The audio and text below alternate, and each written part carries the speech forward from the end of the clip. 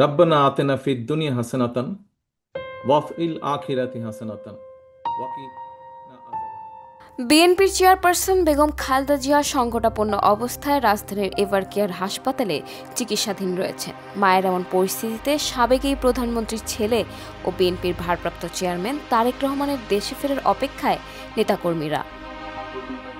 সবার আকাঙ্ক্ষার প্রতি সম্মান রেখে দেশে আসার বিষয়ে বাস্তবতা তুলে ধরে নতুন বার্তা দিয়েছেন তারেক রহমান।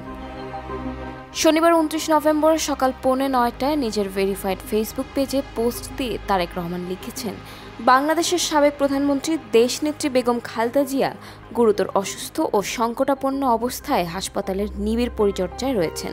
তার রোগ মুক্তির জন্য দলমত নির্বিশেষে দেশের সব স্তরের নাগরিক আন্তরিকভাবে দোয়া অব্যাহত রেখেছেন। প্রধান উপদেষ্টা তার রোগ মুক্তির জন্য দোয়ার পাশাপাশি চিকিৎসার সর্বোচ্চ সহায়তার প্রতিশ্রুতি ব্যক্ত করেছেন।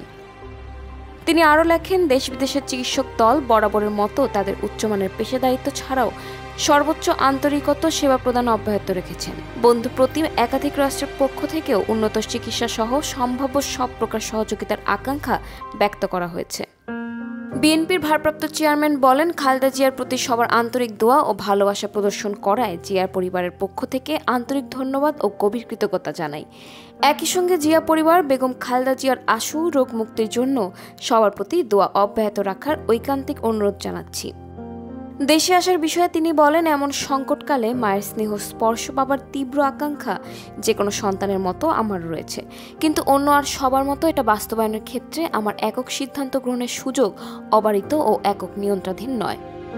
তারেক রহমান লিখেন, স্পর্শকাতর এই বিষয়টি বিস্তারিত বর্ণনার অবকাশও সীমিত।